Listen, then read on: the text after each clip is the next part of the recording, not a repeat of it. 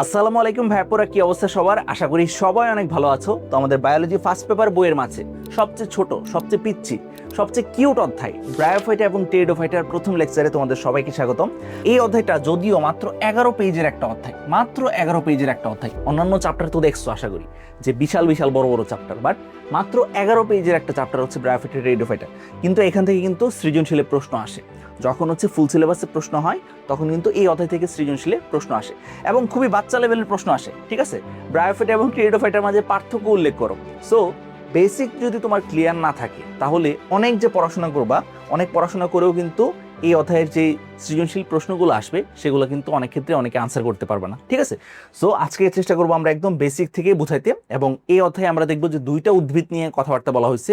শৈবাল ও ছত্রাকে যেরকম শৈবাল থেকে একটা উদ্ভিদ নিয়ে আলোচনা করা হয়েছিল ইউলোথ্রিক্স, ছত্রাক থেকে অ্যাগারিকাস সম্পর্কে আলোচনা করা হয়েছিল, ঠিক তেমনি ব্রায়োফাইটা এবং টেরিডোফাইটার মাঝে আমরা দেখবো যে ব্রায়োফাইটা থেকে এই অধ্যায়ে আলোচনা করা হয়েছে একটা উদ্ভিদ যার নাম হচ্ছে রিক্সিয়া। টেরিডোফাইটা থেকে এই অধ্যায়ে আলোচনা করা হয়েছে আরেকটা উদ্ভিদ সম্পর্কে যার নাম হচ্ছে টেরিস। সো এগুলার বৈশিষ্ট্য সম্পর্কে জানার আগে আমি তোমাদের সবাইকে বলবো যে একটা শর্টকাট টেকনিক অ্যাপ্লাই করতে। শর্টকাট টেকনিকটা কি? তোমরা এই অধ্যায় সম্পর্কে পড়াশোনা করার আগেই সর্বপ্রথম যে কাজটা করবা সেটা হচ্ছে হাসান স্যারের বই তো সবার কাছে আছে, ঠিক না? হাসান স্যারের বইয়ের শুরুর দিকের একটা অংশ আছে যার নাম হচ্ছে উপক্রমণিকা। সেই উপক্রমণিকাতে চলে যাবা। উপক্রমণিকাতে দেখবা যে ব্যান্থাম এবং হুকারের শ্রেণীবিন্যাসের একটা ছক আছে। আমি যখন শৈবাল ছত্রাক তোমাদেরকে পড়াইছিলাম কয়েকদিন আগে, তোমাদের কিন্তু শৈবাল ছত্রাকের ক্লাস দিছি, তখন কিন্তু ভাইয়া তোমাদেরকে সেই ক্লাসে কিন্তু বলে দিয়েছিলাম যে ব্যান্থাম এবং হুকারের শ্রেণীবিন্যাসের এই যে ছকটা সেটা হচ্ছে লুকানো গুপ্তধন। সেটা হচ্ছে কিরকম? লুকানো গুপ্তধন। অনেকেই হচ্ছে এই ছকটার গুরুত্ব বুঝে না। এই ছকটাতে বেসিক্যালি যে কাজটা করা হয়েছে সেটা হচ্ছে আমাদের যে পঞ্চম অধ্যায় শৈবাল ও ছত্রাক, ঠিক আছে, এর যে জিস্ট কথাবার্তা, যে শৈবালের বৈশিষ্ট্য কি, ছত্রাকের বৈশিষ্ট্য কি, শৈবাল থেকে ছত্রাক কেন উন্নত, ঠিক আছে, এবং এর পাশাপাশি শৈবাল ও ছত্রাকের পরে আজকে আমরা যেটা পড়তেছি ব্রায়োফাইটা এবং টেরিডোফাইটা, এদের মাঝে কে কার চেয়ে উন্নত, কার কি বৈশিষ্ট্য, এবং এই অধ্যায়ের পরে সপ্তম অধ্যায়ে আমরা যে নগ্নবীজি আবৃতবীজি পড়ব সেটার মাঝে কে কার থেকে উন্নত, সেই জিনিসটা একদম সংক্ষেপে একদম জিস্ট আকারে হচ্ছে এখানে উল্লেখ করা আছে। সো এই বৈশিষ্ট্যগুলো আমরা যদি জাস্ট খেয়াল করতে পারি তাহলে ব্রেনে আমাদের এই তিনটা চ্যাপ্টার সাজানো এবং মনে রাখাটা অনেক অনেক ইজি হয়ে যাবে। ঠিক আছে, যে কারণে আমি তোমাদেরকে বলবো যে এই চ্যাপ্টারগুলোতে, ঠিক আছে, শৈবাল ও ছত্রাক যখন পড়াইছিলাম তখনও আমি সেম কথা বলছিলাম, ওই ক্লাসটাতে গিয়ে দেখো আমি সেই ক্লাসে কিন্তু এই কথাগুলোই বলছি। এবং এই জিনিসগুলো দেখার পর অনেকে হয়তো বা এই উপক্রমণিকার এই ছকটা হচ্ছে সাজেস্ট করতেছে। বাট তোমাদের যেটা কাজ সেটা হচ্ছে অবশ্যই শৈবাল ছত্রাক, ব্রায়োফাইটা, টেরিডোফাইটা, নগ্নবীজি আবৃতবীজি এই অধ্যায়গুলো শুরু করার আগে ব্যান্থাম এবং হুকারের এই শ্রেণীবিন্যাসের ছকটাতে চলে আসবা। এই ছকটাতে বেসিক্যালি কি করা হয়েছে, দুনিয়াতে যত উদ্ভিদ আছে, দুনিয়াতে গাছপালার তো অভাব নাই, দুনিয়াতে যত উদ্ভিদ আছে সকল উদ্ভিদকে তাদের ভিতরে ফুল এবং বীজ হয় কি হয় না এটার উপর ডিপেন্ড করে দুইটা উপজগতে ভাগ করা হয়েছে। কিছু কিছু উদ্ভিদ আছে যারা ফুল এবং বীজের প্রতি কিপটা। কিরকম? ফুল এবং বীজের প্রতি কিপটা, তাদের মাঝে ফুলও হয় না, বীজও হয় না, তাদেরকে কি বলা হয়? ক্রিপ্টোগেমিয়া বলা হয়। সো ক্রিপ্টোগেমিয়ার অন্তর্গত যেহেতু শৈবাল ছত্রাক মানে থেলোফাইটা এবং ব্রায়োফাইটা এবং টেরিডোফাইটা, কাজেই আমরা কিন্তু এই অধ্যায়ের ভিতরে যাওয়ার আগেই বলে দিতে পারি যে ব্রায়োফাইটা, টেরিডোফাইটা কারোর মাঝে কিন্তু ফুলও হবে না, বীজও হবে না, ফুলও হবে না, বীজও হবে না। ফুল এবং বীজ যদি না হয়, ফুলের কাজ কি বলতো? একটা ফুলের কাজ হচ্ছে একটা উদ্ভিদের দেহের মাঝে যৌন জনন করা। আমরা কিন্তু 19-এ এগুলো পড়ে আসছি। দেখো 19-এর মাঝে জীবের প্রজনন যে অধ্যায়টা ছিল 11 নম্বর অধ্যায়, সেই অধ্যায়ে কিন্তু এই ফুলের চিত্রটা তোমার বইয়ের মাঝে দেখার কথা। সো সেই ফুলের চিত্রের মাঝে আমরা কিন্তু জানি যে একটা ফুলের মাঝে 5টার মতো স্তবক থাকে। সেই স্তবকের মাঝে এখানে থাকে হচ্ছে পরাগধানী, ঠিক আছে, আর এখানে থাকে হচ্ছে গর্ভাশয়। পরাগধানীর ভিতরে হচ্ছে পরাগরেণুর সৃষ্টি হয়, যে পরাগরেণু মানে হচ্ছে শুক্রাণু, আর এই গর্ভাশয়ের ভিতরে তৈরি হয় ডিম্বাণু। সো শুক্রাণু এবং ডিম্বাণু যদি মিলন করে তাহলে হচ্ছে যৌন জনন হয়। তাহলে কি হয়? যৌন জনন হয়। সো উন্নত শ্রেণীর যে উদ্ভিদগুলো আছে, আম গাছ, জাম গাছ, কাঁঠাল গাছ, এগুলোর মাঝে এরকম ফুল সৃষ্টি হয়। এগুলোর মাঝে কি সৃষ্টি হয়?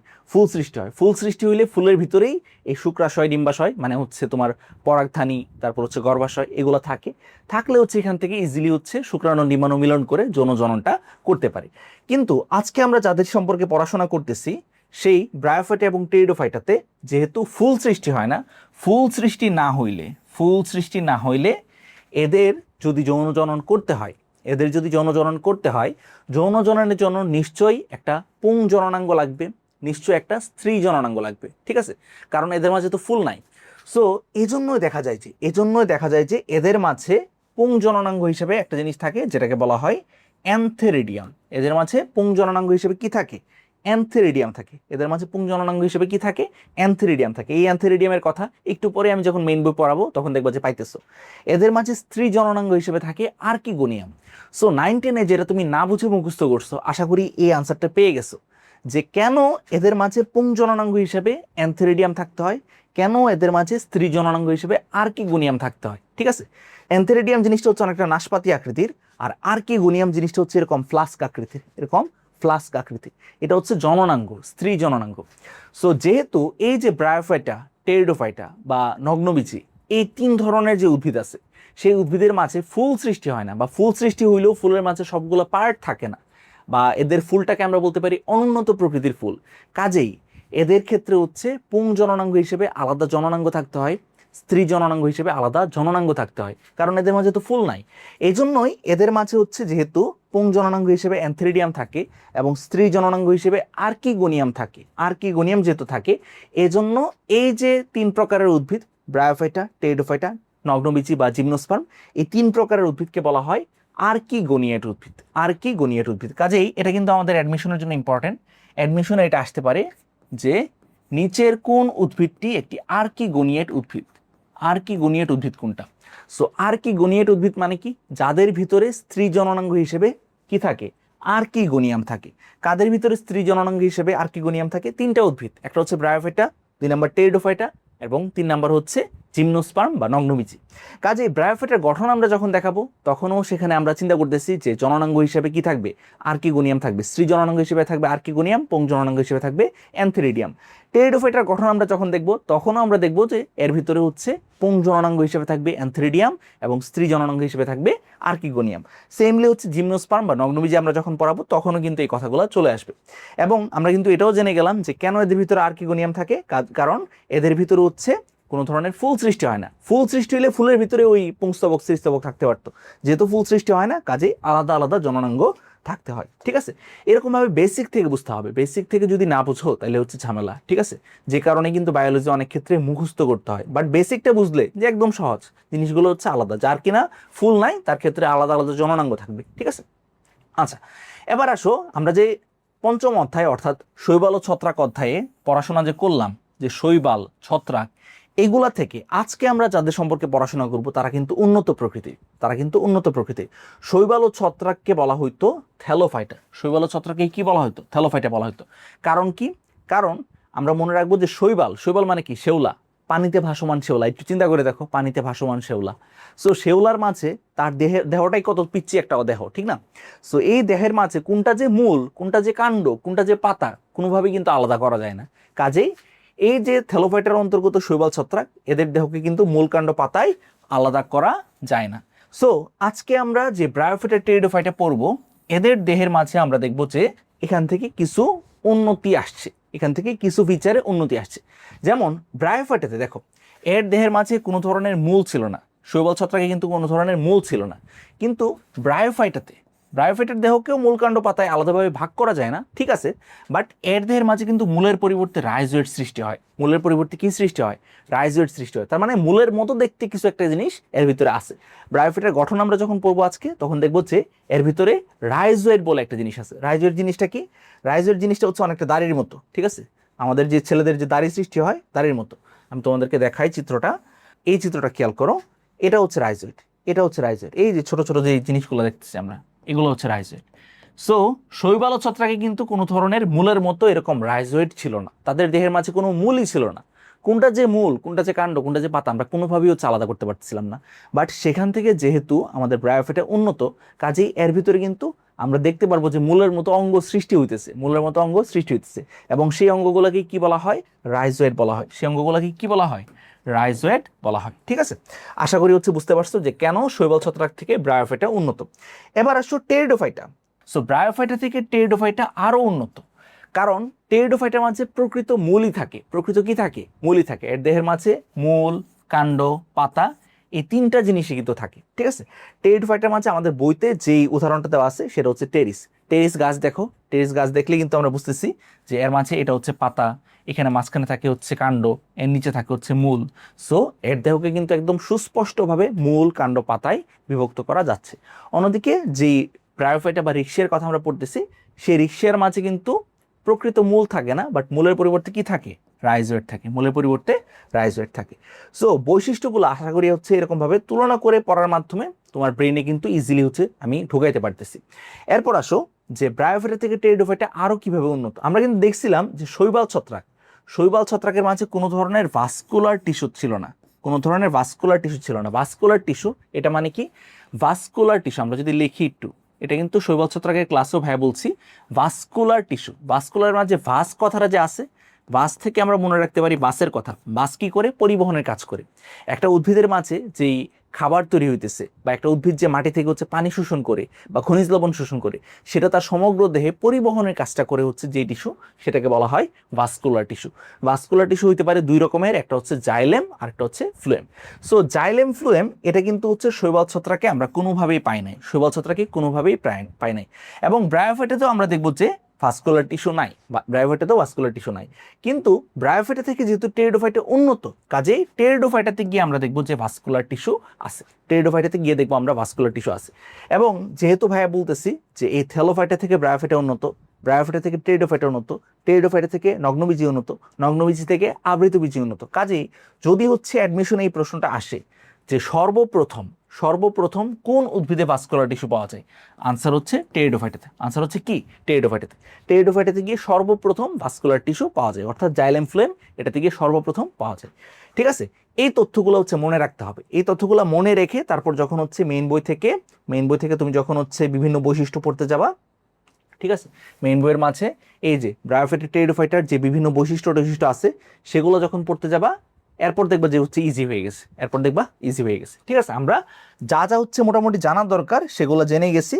এরপরও আমরা চেষ্টা করব যে ব্রায়োফাইটা এবং টেরিডোফাইটার যে বিভিন্ন বৈশিষ্ট্যগুলো আছে বইতে যেগুলো আছে সেগুলাকে এইরকমভাবে হচ্ছে মনে রাখতে আমরা চেষ্টা করব যে এই জিনিসগুলো মনে রাখার মাধ্যমে একই সাথে হচ্ছে আমরা যদি হচ্ছে সৃজনশীলে এরকম ধরনের প্রশ্ন আসে, ঠিক আছে, এরকম ধরনের প্রশ্ন আসে যে এদের মাঝে মিল উল্লেখ করো বা পার্থক্য উল্লেখ করো, ঠিক আছে, এই ধরনের সৃজনশীল যাতে আমরা আনসার করতে পারি সেটার ক্ষেত্রেও আমরা প্রিপেয়ার হয়ে যাব। ঠিক আছে, প্রথমে আমরা যে জিনিসটা দেখার চেষ্টা করব সেটা হচ্ছে ব্রায়োফাইট এবং টেরিডোফাইটের মাঝে কি কি মিল আছে, দুইটা দিয়ে উপস্থিত।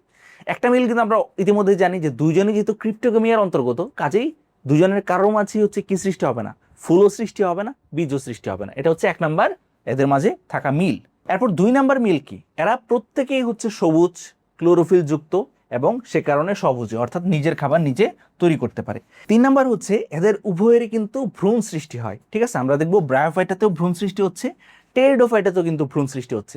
এবং চার নাম্বার যেটা কথা, যে এদের মাঝে যেহেতু ফুল নাই, ফুল না থাকলে ফুলের মাঝে তো হচ্ছে তোমার পুংস্তবক, স্ত্রীস্তবক এগুলো থাকার কথা, বাট যেহেতু ফুল না থাকলে হচ্ছে এদের মাঝে পুং জননাঙ্গ হিসেবে থাকবে কি, অ্যান্থেরিডিয়াম, এবং স্ত্রী জননাঙ্গ হিসেবে থাকবে আর্কিগোনিয়াম।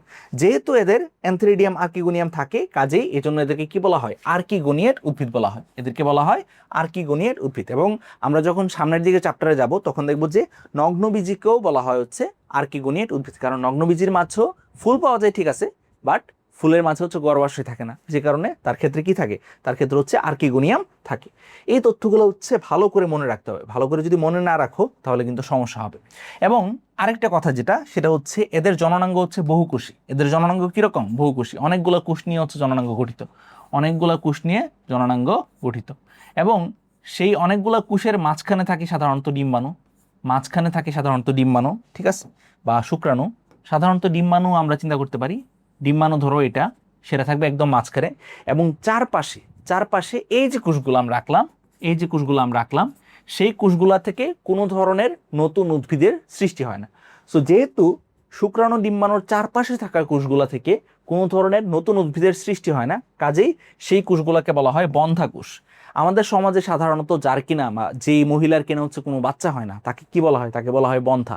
সো সেখান থেকে মনে রাখতে পারো আর কি, যে এদের যে শুক্রাণু ডিম্বাণু এর চারপাশে হচ্ছে কিছু কোষ থাকে, যেই কোষগুলা থেকে নতুন কোনো উদ্ভিদ বা নতুন কোনো মানে সন্তানের হচ্ছে সৃষ্টি হয় না। যেহেতু সন্তানের সৃষ্টি হয় না, কাজেই এই কোষগুলোকে বলা হয় হচ্ছে বন্ধ্যা কোষ।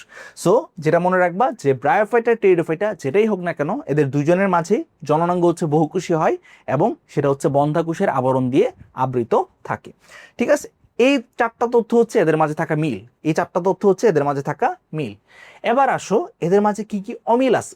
অমিলগুলো জেনে ফেললে পরবর্তীতে আমরা যখন হচ্ছে ব্রায়োফাইটের বৈশিষ্ট্য পড়তে যাব, টেরিডোফাইটের বৈশিষ্ট্য পড়তে যাব, দেখবা যে সব পড়া হয়ে গেছে, আমাদের সব পড়া হয়ে গেছে। ঠিক আছে, সো ব্রায়োফাইট এবং টেরিডোফাইটের মাঝে থাকা এক নাম্বার যে অমিল বা এক নাম্বার যে পার্থক্য, সে পার্থক্যটা কি? সে পার্থক্যটা হচ্ছে ব্রায়োফাইটের দেহ হচ্ছে থ্যালয়েড। ব্রায়োফাইটের দেহ কিরকম? থ্যালয়েড প্রকৃতির।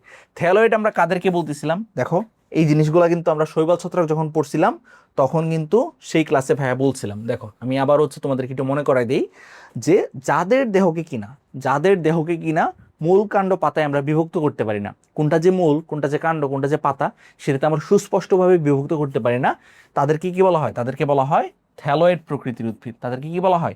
থ্যালয়েড প্রকৃতির উদ্ভিদ বলা হয়। সো যেহেতু ব্রায়োফাইটার চিত্র দেখো, যেহেতু ব্রায়োফাইটার মাঝেও আসলে কোনটা যে আসলে মূল, কোনটা যে কাণ্ড, কোনটা যে পাতা, আমরা সুস্পষ্টভাবে কিন্তু আলাদা করতে পারি না। কাজেই এর দেহটাকে আমরা কি বলবো? এর দেহটাকে আমরা বলবো থ্যালয়েড প্রকৃতির। অন দ্য আদার হ্যান্ড টেরিডোফাইটার চিত্র দেখলে আমরা বুঝতেছি এর মাঝে সুস্পষ্টভাবে আমরা কিন্তু কোনটা পাতা, কোনটা কাণ্ড, কোনটা মূল, এটা কিন্তু আলাদা করতে পারি। কাজেই তার দেহ কিন্তু, টেরিডোফাইটার দেহ কিন্তু থ্যালয়েড প্রকৃতির না।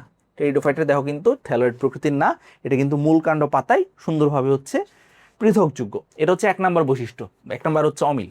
এরপর দুই নাম্বার যেটা পার্থক্য, সেটা হচ্ছে ব্রায়োফাইটাতে কিন্তু মূলের পরিবর্তে কি থাকে? রাইজোয়েট থাকে। মূলের পরিবর্তে কি থাকে? রাইজোয়েট থাকে। অন্যদিকে টেরিডোফাইটাতে আমি যে কথাটা বললাম যে টেরিডোফাইটা কিন্তু প্রকৃত মূল থাকে, টেরিডোফাইটার প্রকৃত মূল থাকে। আচ্ছা, এর ক্ষেত্রে ব্রায়োফাইটার কথা বলতেছি যে মূলের পরিবর্তে রাইজোয়েটও থাকতে পারে অথবা স্কেলও থাকতে পারে। রাইজোয়েটে থাকতে পারে অথবা স্কেলও থাকতে পারে। এই স্কেল আবার আমরা যে দাগটা টানি ওই স্কেল না, ঠিক আছে? এই স্কেল হচ্ছে বহুকোষী একটা দশা। সো রাইজোয়েট জিনিসটা হয়, আমরা মনে রাখবো, এককোষী। রাইজোয়েট জিনিসটা কিরকম হয়? এককোষী হয়। অন্যদিকে স্কেল জিনিসটা কি হয়? স্কেল জিনিসটা হয় হচ্ছে বহুকোষী। এটাই হচ্ছে এদের মাঝে পার্থক্য। দুইটাই হচ্ছে মূলের মতো অঙ্গ, বাট বেসিক পার্থক্য হচ্ছে এটাই যে রাইজোয়েট জিনিসটা হয় এককোষী, অন্যদিকে স্কেল হয় বহুকোষী।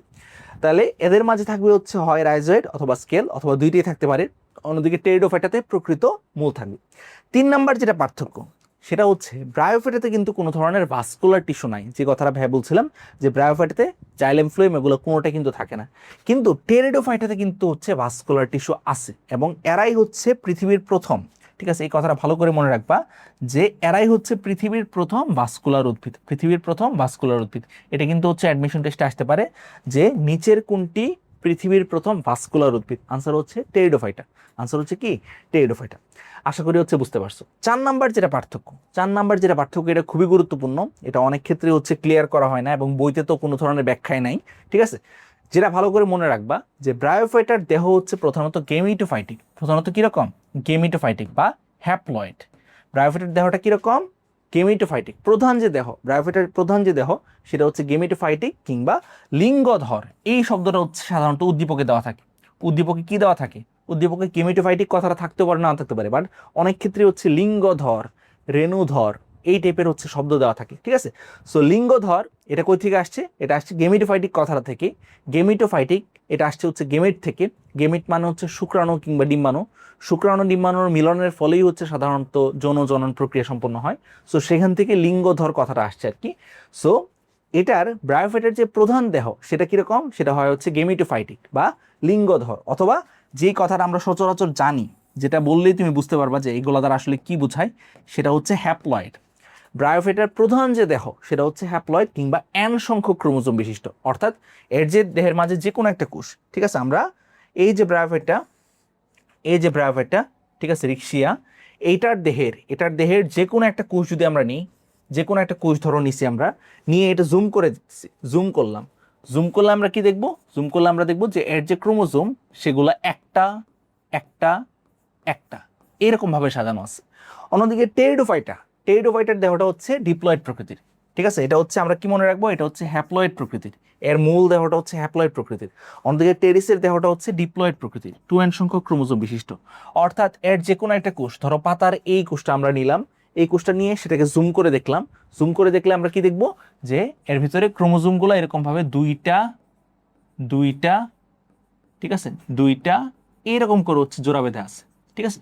সো আমরা মনে রাখবো যে রিক্সিয়া কিংবা ব্রায়োফাইটার মূল যে দেহ, সেই মূল দেহটা কিরকম হয়, গেমিটোফাইটিক। গেমিটোফাইটিক মানে কি? গেমিটোফাইটিক মানে হচ্ছে এর যে কোনো একটা কোষ আমরা যদি নেই, সেই কোষটার ভিতরে ক্রোমোজোমগুলো একটা একটা একটা এরকম করে হচ্ছে n সংখ্যক পর্যন্ত হচ্ছে সাজানো থাকে। অন্যদিকে টেরিস কিংবা টেরিডোফাইটা, এটার দেহের যে কোনো একটা কোষ আমরা যদি নেই, সেই কোষটার ভিতরে আমরা দেখবো যে হচ্ছে ক্রোমোজোমগুলা দুইটা দুইটা দুইটা এরকম করে 2n সংখ্যক পর্যন্ত হচ্ছে সাজানো থাকে, ঠিক আছে। সো এই জন্য এটাকে বলা হয় ডিপ্লয়েড প্রকৃতির উদ্ভিদ, আর এটাকে বলা হয় হ্যাপ্লয়েড প্রকৃতির উদ্ভিদ। আশা করি এই বেসিকটাও যাদের জানা নাই তারা হচ্ছে ক্লিয়ার হয়ে গেছে, ঠিক আছে। সো এদের দেহের মাঝে, ঠিক আছে, ম্যাক্সিমাম টাইম, ব্রায়োফাইটার মাঝে ম্যাক্সিমাম টাইম থেকে হ্যাপ্লয়েড দশা, আর কিছু কিছু সময় একদমই খুবই কম সময় থাকে হচ্ছে ডিপ্লয়েড দশা। ডিপ্লয়েড দশাটা কখন সৃষ্টি হয়?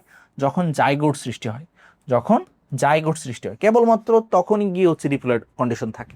এছাড়া বাকি সব সময় হচ্ছে এর ভিতরে হ্যাপ্লয়েড কন্ডিশন থাকে। অন দ্য আদার হ্যান্ড টেরিডোফাইটের ভিতরে আমরা দেখলাম কি এর দেহটা হচ্ছে প্রধানত স্পোরোফাইটিক বা ডিপ্লয়েড প্রকৃতির। স্পোরোফাইটিক এটাকেই বলা হয় ডিপ্লয়েড প্রকৃতির, কিংবা এটাকেই বলা হয় রেণুধর দশা। এটাকে কি বলা হয়? রেণুধর দশা। সো রেণুধর কথাটা কিন্তু মাঝে মাঝে উদ্দীপকে আসে। সো এই স্লাইড থেকেই ভালো করে হচ্ছে মনে রাখবা যেটা, সেটা হচ্ছে গেমিটোফাইটিক যে কথা, লিঙ্গধর একই কথা, হ্যাপ্লয়েড একই কথা। সো হ্যাপ্লয়েড ডিপ্লয়েড তো আশা করি অলরেডি জানো। হ্যাপ্লয়েড মানে হচ্ছে ক্রোমোজোম একটা একটা একটা করে থাকে, ডিপ্লয়েড মানে ক্রোমোজোম দুইটা দুইটা দুইটা করে থাকে। সো গেমিটোফাইটিক কথাটা বায়োলজি পড়তে গেলে যেখানে দেখবা, এটা মানেই হচ্ছে লিঙ্গধর, লিঙ্গধর মানেই হচ্ছে হ্যাপ্লয়েড, অর্থাৎ ক্রোমোজোম একটা একটা একটা করে আছে। আর স্পোরোফাইটিক কথাটা যেখানে দেখবা, স্পোরোফাইটিক যে কথা, রেণুধর একই কথা, এবং ডিপ্লয়েড বা 2n সংখ্যক ক্রোমোজোম বিশিষ্ট দশা, এটাও কিন্তু সেম কথা। কাজেই এই তিনটা জিনিসই আসলে একটা জিনিসকেই বোঝায়, সেটা কি? সেটা হচ্ছে ক্রোমোজোম কয়টা করে আছে? দুইটা দুইটা দুইটা করে 2n সংখ্যক পর্যন্ত হচ্ছে ক্রোমোজোম আছে। সো আশা করি এদের মাঝে অনেক গুরুত্বপূর্ণ একটা পার্থক্য তুমি ভালো করে হচ্ছে বুঝে গেছো। আচ্ছা, এরপর আসো 5 নাম্বার যে বৈশিষ্ট্যটা, সেটা হচ্ছে এই যে ব্রায়োফাইটা, সেই ব্রায়োফাইটার যে স্পোরোফাইট, স্পোরোফাইট মানে কি? এর যে জাইগোট, ঠিক আছে, জাইগোট যখন সে গঠন করবে, সেই জাইগোট জিনিসটা কিন্তু গেমিটোফাইটের উপর নির্ভরশীল, গেমিটোফাইটের উপর নির্ভরশীল। অর্থাৎ সেটা কিন্তু কোনোভাবেই, জাইগোট কি জীবনে দেখছো যে শুক্রাণু নিম্বাণু মিলন ছাড়া জীবনে তৈরি হয়েছে? কোনো সময় কিন্তু তৈরি হওয়া পসিবল না। সো এর যে স্পোরোফাইট বা 2n সংখ্যক ক্রোমোজোম বিশিষ্ট যে দশা, জাইগোট, সেটা কিন্তু গেমিটোফাইটের উপর, অর্থাৎ শুক্রাণু ডিম্বাণু আছে এরকম আলাদা আলাদা যে দেহ, সেই দেহের উপর কিন্তু হচ্ছে সম্পূর্ণভাবে নির্ভরশীল। অন্যদিকে টেরিডোফাইটের ক্ষেত্রে আমরা কি দেখব, যে এর গেমিটোফাইট এটা আলাদা থাকে, ঠিক আছে, এর গেমিটোফাইট অর্থাৎ প্রোথ্যালাস বলে একটা জিনিস আছে, সেটা আলাদা থাকে, আলাদা একটা উদ্ভিদ। প্রোথ্যালাস হচ্ছে সম্পূর্ণ আলাদা একটা উদ্ভিদ, এবং সেই প্রোথ্যালাস থেকে পরবর্তীতে যে টেরিস গাছের সৃষ্টি হয়, সেই টেরিস গাছ যেটা হচ্ছে তার স্পোরোফাইট, সেটা হচ্ছে আলাদা একটা উদ্ভিদ। অর্থাৎ আমরা মনে রাখবো যে টেরিডোফাইটের ক্ষেত্রে এর গেমিটোফাইট এবং স্পোরোফাইট দুইটা আলাদা আলাদা স্বতন্ত্র উদ্ভিদ, আলাদা আলাদা স্বতন্ত্র উদ্ভিদ, যে উদ্ভিদগুলো একটা আরেকটার উপর নির্ভরশীল না। সো ব্রায়োফাইটের ক্ষেত্রে এর স্পোরোফাইট এটা খুবই কম সময় থাকে, শুধু জাইগোট যখন তৈরি হয় তখন থাকে, এবং জাইগোট এই জিনিসটা টোটালি হচ্ছে গেমিটোফাইটের উপর নির্ভরশীল। অন্যদিকে টেরিডোফাইটের ক্ষেত্রে গেমিটোফাইট এটা আলাদা একটা উদ্ভিদ হয়, ঠিক আছে, গেমিটোফাইটটাকে বলা হয় হচ্ছে প্রোথ্যালাস, গেমিটোফাইটটাকে কি বলা হয়? প্রোথ্যালাস বলা হয়।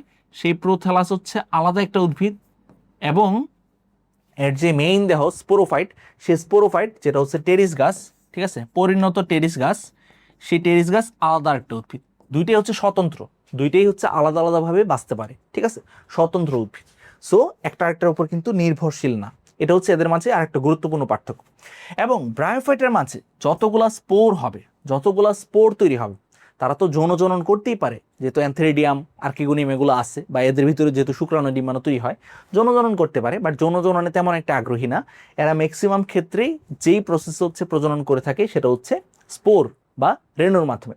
সো ব্রায়োফাইটের ক্ষেত্রে যতগুলা স্পোর তৈরি হবে, ব্রায়োফাইটের ক্ষেত্রে যতগুলা স্পোর তৈরি হবে, প্রত্যেকটা স্পোরের আকার আকৃতি সমান, প্রত্যেকটা স্পোরের আকার আকৃতি কিন্তু সমান, যে জন্য এটাকে বলা হয় হোমোস্পোরাস।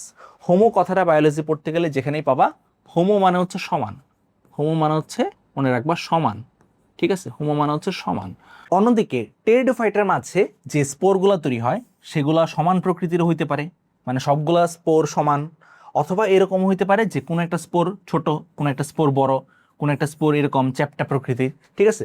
অর্থাৎ ভিন্ন ভিন্ন আকার আকৃতির কিন্তু এর স্পোরও তৈরি হতে পারে, সমান সমান আকৃতির স্পোরও তৈরি হতে পারে, সেক্ষেত্রে এটাকে বলা হবে হোমোস্পোরাস। অথবা ভিন্ন ভিন্ন আকার আকৃতির স্পোরও কিন্তু এর ভিতরে তৈরি হতে পারে, তখন তাকে বলা হবে হেটারোস্পোরাস।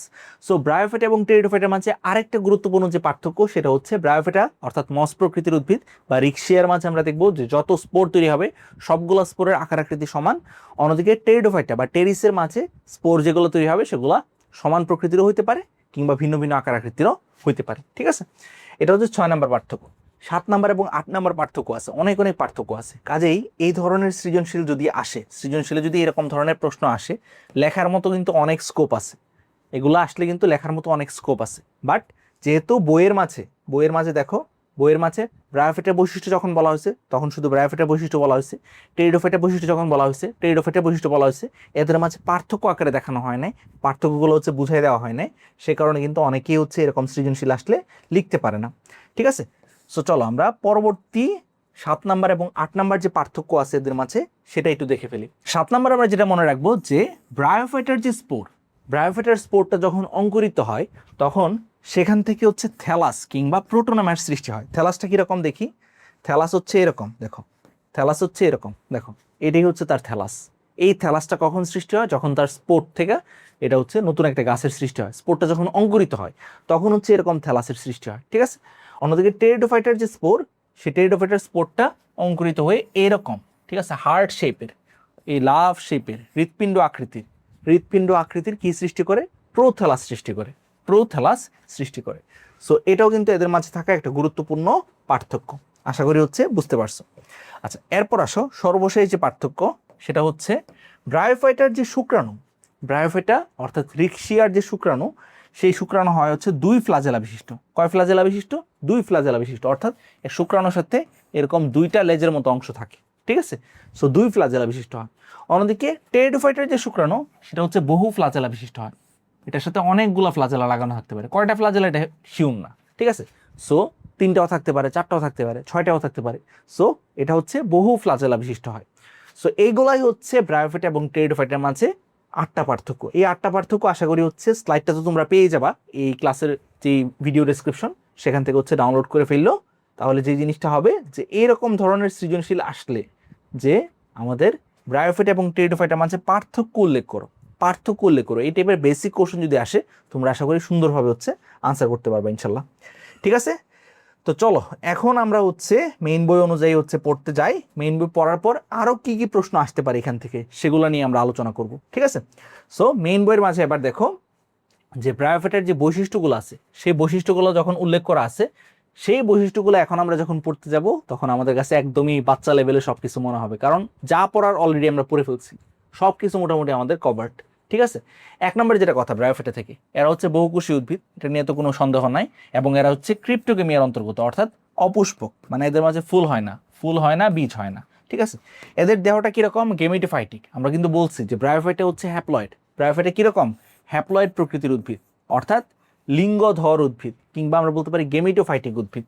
অর্থাৎ যে কোনো একটা কোষ নিয়ে আমরা যদি হচ্ছে জুম করি তাহলে ক্রোমোজোম দেখবো আমরা একটা করে হচ্ছে সাজানো আছে। গেমিটোফাইট সর্বদাই স্বতন্ত্র এবং সবুজ উদ্ভিদ।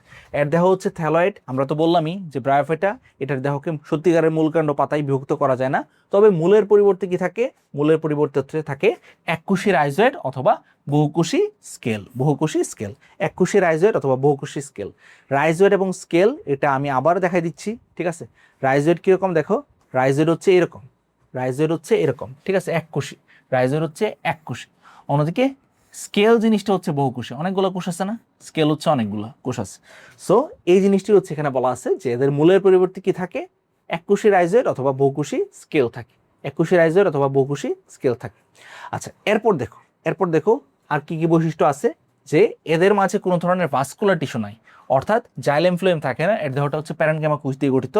এর জননাঙ্গ বহুকোষী, জননাঙ্গ হচ্ছে আমরা তো বললামই যে আর্কিগোনিয়াম, অ্যান্থেরিডিয়াম, এগুলার ভিতরে থাকে শুক্রাণু নির্মাণও, এবং চারপাশে হচ্ছে বন্ধাকোষের আবরণ থাকে, ঠিক আছে। এগুলা সব কিন্তু আমরা পড়ে ফেলছি অলরেডি। এবং আর্কিগোনিয়ামের আকৃতি হচ্ছে ফ্লাস্কের মতো, যেটা আমি অলরেডি হচ্ছে স্লাইডে দেখাইছি, এবং অ্যান্থেরিডিয়ামের আকৃতি হচ্ছে নাশপাতির মতো। অ্যান্থেরিডিয়ামের আকৃতি কিরকম? নাশপাতির মতো। যৌন জননটা কিরকম? এদের যৌন জনন হচ্ছে উন্নত প্রকৃতির, অর্থাৎ ওগ্যামাস প্রকৃতির। আমরা দেখব যে আমরা কিন্তু এটা শৈবাল ছত্রাকে পড়ানোর সময় বলছিলাম, যে ধরনের যৌন জননের ক্ষেত্রে শুক্রাণু সেটা সচল এবং ডিম্বাণু নিশ্চল থাকে, সে ধরনের যৌন জননকে বলা হয় ওগ্যামাস প্রকৃতির যৌন জনন। সো এদের যৌন জননের ক্ষেত্রে শুক্রাণু সচল এবং ডিম্বাণু নিশ্চল, যে কারণে এই যৌন জননটাকে কি বলা হয়? ওগ্যামাস প্রকৃতির যৌন জনন বলা হয়। শুক্রাণু কয় ফ্লাজেলা বিশিষ্ট? 2 ফ্লাজেলা বিশিষ্ট। নিষেকের জন্য জলীয় মাধ্যম প্রয়োজন, এটা খুবই ইম্পর্টেন্ট। যে এদের যে শুক্রাণু ডিম্বাণু, শুক্রাণু তো বললাম যে সচল, মানে কি সে চলাচল করে হচ্ছে ডিম্বাণু গাছে যাবে। সো ডিম্বাণু গাছে যাওয়ার জন্য একটা জলীয় মাধ্যম বা পানি প্রয়োজন, জলীয় মাধ্যম বা পানি প্রয়োজন। এজন্য আমরা মনে রাখবো, এটা সৃজনশীলের ক্ষতে মাঝে মাঝে আসে, যে কেন ব্রায়োফাইটাকে বলা হয় উভচর উদ্ভিদ। ব্রায়োফাইটাকে কেন উভচর উদ্ভিদ বলা হয়, ঠিক আছে, সেটা কিন্তু সৃজনশীলে মাঝে মাঝে আসতে পারে। সো যদি হচ্ছে আমাদের সৃজনশীলে এটা আসে যে কেন ব্রায়োফাইটাকে বলা হয় উভচর উদ্ভিদ, সেক্ষেত্রে কি আনসার দিবা? ব্রায়োফাইটা এটা সচরাচর স্থলজ উদ্ভিদ, অর্থাৎ সেটা স্থলে জন্মায়, কিন্তু এটা নিষেকের জন্য হচ্ছে পানির উপর নির্ভরশীল। নিষেকের জন্য জলীয় মাধ্যম কি পানির উপর নির্ভরশীল। পানির সাহায্য ছাড়া এর ক্ষেত্রে জনন বৃদ্ধি বা বিকাশ ঘটে না। তাই এদেরকে কি বলা হয়? তাই এদেরকে বলা হয় হচ্ছে উভচর প্রকৃতির উদ্ভিদ। আশা করি হচ্ছে ফুল জিনিসটা বুঝতে পারছো। আচ্ছা, এবং আমরা যে কথাটা বললাম যে এদের ভ্রূণ এটা তৈরি হয়, এবং ভ্রূণ জিনিসটা হচ্ছে বহুকোষী হয়, এবং এদের যে স্পোরগুলো তৈরি হয় সেই স্পোরগুলো আকার আকৃতিতে একই রকম, অর্থাৎ হোমোস্পোরাস। এদের স্পোরগুলোর আকার আকৃতি হচ্ছে সেম হয়। এবং জীবনচক্রে গেমিটোফাইট প্রধান, মানে হ্যাপ্লয়েড দশাই হচ্ছে প্রধান, এন সংখ্যক ক্রোমোজোম বিশিষ্ট দশাই বেশি থাকে, এবং স্পোরোফাইটিক দশা বা ডিপ্লয়েড দশা, অর্থাৎ 2n সংখ্যক ক্রোমোজোম বিশিষ্ট দশা হচ্ছে একদমই কম সময়ের জন্য থাকে, যখন জাস্ট জাইগোটটা তৈরি হয় তখন গিয়ে থাকে। ঠিক আছে, এগুলোই হচ্ছে কথাবার্তা। আর এই অংশগুলো হচ্ছে একটা রিডিং দিয়ে নিবা, রিডিং দিয়ে নিলেই কিন্তু ইনশাল্লাহ হয়ে যাবে। এবার আসো আমাদের যেখান থেকে সৃজনশীলে মেইনলি প্রশ্নটা আসে, সেটা হচ্ছে রিক্সিয়া। সেই রিক্সিয়া সম্পর্কে আমরা আলোচনা করা শুরু করি, ঠিক আছে। আচ্ছা, রিক্সিয়া থেকে সৃজনশীল যদি আসে একটা ক্লো জাস্ট তোমাদেরকে বলে দিচ্ছি, সেটা খেয়াল রাখবা। সেটা দেখা মাত্রই বুঝবা যে তোমাকে রিক্সিয়ার গঠন আঁকতে বলছে। সেটা কি বলবে? যে থ্যালয়েড দ্যাগ্র শাখা বিশিষ্ট। এটা দেখা মাত্রই বুঝবা, ডাইনে বায়ে আর তাকানোর দরকার নাই, রিক্সিয়ার গঠন চাইছে তোমার কাছে।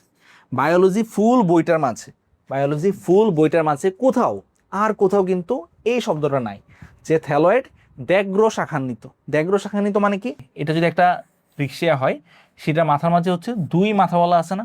2 মাথাওয়ালা কিন্তু আছে, প্রত্যেকটা মাঝে কিন্তু 2 মাথাওয়ালা আছে, 2 মাথাওয়ালা কন্ডিশন আছে। এটাকে বলা হয় দ্যাগ্র শাখান্বিত। এটাকে কি বলা হয়? থ্যালয়েড দ্যাগ্র শাখান্বিত একটা অবস্থা, ঠিক আছে। সো যদি হচ্ছে প্রশ্নে এরকমটা আসে যে উদ্দীপকে যদি উল্লেখ করা থাকে থ্যালয়েড দ্যাগ্র শাখান্বিত, তার মানে ডেফিনেটলি এটা হচ্ছে আসলে রিক্সিয়ার গঠন। এটা হচ্ছে কিসের গঠন? রিক্সিয়ার গঠন।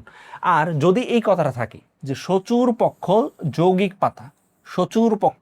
পাতা, ভালো করে ক্লুগুলো মনে রাখো, কারণ বায়োলজিতে প্রশ্ন ধরতে না পারলে তুমি কিন্তু আনসার করতে পারবে না। সচুর পক্ষল যৌগিক পাতা, দেখো যৌগিক পাতা মানে কি? পাতা তো নর্মালি আমরা জানি এরকম হয়, পাতা নর্মালি কিরকম হয়? এরকম হয় না? পাতা হচ্ছে এরকম হয়। বাট নারিকেল গাছের পাতা দেখছো? নারিকেল গাছের পাতা কিরকম? এটা হচ্ছে সরল পাতা, আমি যেটা আঁকছি এটা হচ্ছে সরল পাতা। নারিকেল গাছের পাতা কিরকম? নারিকেল গাছের পাতা হচ্ছে এরকম না? ঠিক আছে, এটার মাঝে একটা পাতা থাকে, এটার মাঝে একটা পাতা থাকে, এটার মাঝে একটা পাতা থাকে, ঠিক আছে। এরকমভাবে এই পাশেও কিন্তু পাতা থাকে, প্রত্যেকটা কিন্তু এক একটা পাতা, এবং ফুল জিনিসটা মিলে হচ্ছে একটা পাতা। এবং এই পাতাটাকে কি বলা হয়? যৌগিক পাতা বলা হয়। যেই পাতার ভিতরে একাধিক এরকম সরল পাতা থাকে, সেটাকে বলা হয় যৌগিক পাতা। এবার একটু খেয়াল করে দেখো তো যে আমরা যদি হচ্ছে টেরিসের গঠনটা দেখি, টেরিসের গঠনের মাঝে দেখো তার পাতাগুলা কিরকম? পাতাগুলা কিন্তু যৌগিক পাতা না? পাতাগুলা কিন্তু যৌগিক পাতা, ঠিক আছে। এই যে ফুল জিনিসটা হচ্ছে একটা পাতা, আর সে পাতার মাঝে এগুলো হচ্ছে পত্রফলক বলা হয়। এগুলোকে কি বলা হয়? পত্রফলক বলা হয়। যখন হচ্ছে একাধিক এরকম পত্রফলক থাকে, তখন সেই পাতাটাকে বলা হয় যৌগিক পাতা। সো যৌগিক পাতা এটা হচ্ছে 1 নাম্বার ক্লু। যৌগিক পাতা এটা যদি বলা থাকে তাহলে এটা হচ্ছে 1 নাম্বার ক্লু।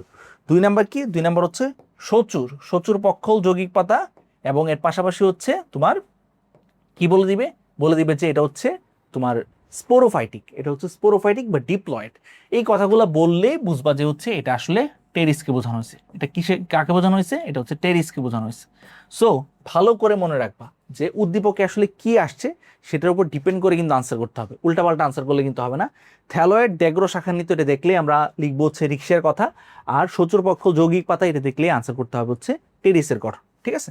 আচ্ছা, এখন এখন আসো রিক্সিয়া সম্পর্কে যদি আনসার করতে হয়, রিক্সিয়া এই জিনিসটা কিন্তু হচ্ছে হ্যাপাটিক শ্রেণীর অন্তর্গত। এটা কিসের অন্তর্গত? হ্যাপাটিক শ্রেণীর অন্তর্গত। এবং মনে রাখবা যে ব্রায়োফাইটা এটা আসলে অনেক অনেক শ্রেণী হতে পারে, ব্রায়োফাইটা জিনিসটা অনেক অনেক শ্রেণী হতে পারে। এর ভিতরে যারা হচ্ছে হ্যাপাটিক শ্রেণীর অন্তর্গত, যারাই হচ্ছে হ্যাপাটিক শ্রেণীর অন্তর্গত, সেই হ্যাপাটিক শ্রেণীর অন্তর্গত ব্রায়োফাইটাগুলার স্ট্রাকচার অনেকটা হচ্ছে আমাদের যকৃতের মতো হয়। স্ট্রাকচার হচ্ছে কি হয়? অনেকটা আমাদের যকৃতের মতো হয়। আমাদের যকৃতের স্ট্রাকচার কীরকম? যকৃতের স্ট্রাকচার হচ্ছে এরকম, ঠিক না? যকৃতের স্ট্রাকচারটা এটা হচ্ছে এইরকম, এইরকম, ঠিক আছে? এটা হচ্ছে আমাদের যকৃতের স্ট্রাকচার। সো যেহেতু আমাদের এই যে ব্রায়োফাইটা, সেই ব্রায়োফাইটার মাঝে হ্যাপাটিক গোত্রের অন্তর্গত যতগুলা ব্রায়োফাইটা আছে, তাদের দেহের স্ট্রাকচারটা হচ্ছে অনেকটা আমাদের লিভারের মতো। এজন্য এদেরকে বলা হয় লিভার ওট। এজন্য এদেরকে কি বলা হয়? লিভার ওট বলা হয়। সো রিক্সিয়ার গঠনও আমরা যদি খেয়াল করি, সেই জিনিসটা আমাদের যকৃতের মতো হয়, যে কারণে এটাকে কি বলা হয়? এটাকে বলা হয় লিভার ওট। সো এটা আমাদের অ্যাডমিশন টেস্টের জন্য খুবই খুবই ইম্পর্টেন্ট, খুবই খুবই ইম্পর্টেন্ট যে নিচের কোনটাকে বলা হয় লিভার ওট, নিচের কোনটাকে বলা হয় লিভার ওট। আনসার হচ্ছে কি? আনসার হচ্ছে রিক্সিয়া। রিক্সিয়াকে বলা হয় লিভার ওট। রিক্সিয়াকে কি বলা হয়? লিভার ওট বলা হয়। কারণ কি? রিক্সিয়া জিনিসটা হচ্ছে হ্যাপাটিক শ্রেণীর অন্তর্গত, আর হ্যাপাটিক শ্রেণীর অন্তর্গত যতগুলো হচ্ছে ব্রায়োফাইটা আছে, সবার দেহের স্ট্রাকচার বা সবার দেহের গঠন হচ্ছে অনেকটা মানব দেহের লিভারের মতো, মানব দেহের লিভার বা যকৃতের মতো, লিভার বা যকৃতের মতো। এই জন্য এটাকে বলা হয় লিভার ওট। ঠিক আছে? আশা করি হচ্ছে মনে রাখবা। এবং এবং আমরা যে জিনিসটা মনে রাখবো যে রিক্সিয়া গণের বিভিন্ন যে প্রজাতি আছে, ম্যাক্সিমাম প্রজাতি হচ্ছে স্থলজ, ম্যাক্সিমাম প্রজাতি হচ্ছে স্থলজ, অর্থাৎ স্থলে পাওয়া যায়। একটা মাত্র প্রজাতি আছে যেটা হচ্ছে জলে জন্মায়, তার নাম হচ্ছে কি? রিক্সিয়া ফ্লুইটেন্স। ফ্লুইটেন্সের সাথে কিসের মিল আছে বলতো? ফ্লুইটেন্সের সাথে ফ্লুইডের মিল আছে না? ফ্লুইডের মিল আছে। ফ্লুইড মানে কি? ফ্লুইড মানে হচ্ছে জলজ বা পানি জাতীয় কিছু। সো সেখান থেকে আমরা মনে রাখতে পারি যে রিক্সিয়া ফ্লুইটেন্স হচ্ছে সেই প্রজাতি যেটা কিনা হচ্ছে জলে পাওয়া যায়। এটাকে কি পাওয়া যায়? জলে পাওয়া যায়। এবং রিক্সিয়া শনাক্তকারী যত বৈশিষ্ট্য আছে, সেই বৈশিষ্ট্যগুলো ব্রায়োফাইটের বৈশিষ্ট্য এতক্ষণ আমরা যা পড়ছি সেগুলোর সাথেই মিল থাকবে। জাস্ট এখানে একটা দুইটা এক্সট্রা কথা থাকবে। যেমন এর মাঝে কি থাকবে? এর যে থ্যালাস থাকবে, সেই থ্যালাসটা হচ্ছে ড্যাগ্রো শাখান্বিত, দুই মাথাওয়ালা থ্যালাস থাকবে। এবং এর ভিতরে হচ্ছে মূলের পরিবর্তে এককোষী রাইজয়েড থাকবে অথবা বহুকোষী স্কেল থাকবে। স্পোরোফাইটিক দশা সরল প্রকৃতির এবং গেমেটোফাইটের উপর নির্ভরশীল। এর হচ্ছে আর্কিগোনিয়াম, অ্যানথেরিডিয়াম এগুলো থাকবে। স্পোরোফাইট এটা হচ্ছে হোমোস্পোরাস, মানে সবগুলা স্পোর হচ্ছে দেখতে আকার আকৃতিতে সেম হবে। আর্কিগোনিয়াম দেখতে হচ্ছে অনেকটা ফ্লাস্কের মতো, এবং অ্যানথেরিডিয়ামের আকৃতি হচ্ছে অনেকটা নাশপাতির মতো। ঠিক আছে? এই কথাগুলো কিন্তু এখানে থাকবে। এখন আসো রিক্সিয়ার বাহ্যিক গঠন, অর্থাৎ পরীক্ষাতে যে জিনিসটা আসবে যে রিক্সিয়ার গঠন আঁকো, রিক্সিয়ার গঠন আঁকো। সো রিক্সিয়ার গঠন আঁকো, এটা কীরকম ভাবে আসে এটা আমরা একটু আগে ফার্স্টে দেখে নিই, দেখে সেই অনুযায়ী হচ্ছে আনসার করার চেষ্টা করি বা হচ্ছে আঁকার চেষ্টা করি। ঠিক আছে? কীভাবে আঁকতে হবে সব কিছু দেখা দিচ্ছি। সো দেখো, জীববিজ্ঞানের ব্যবহারিক ক্লাসে শিক্ষার্থীরা দুইটি উদ্ভিদ পর্যবেক্ষণ করলেন।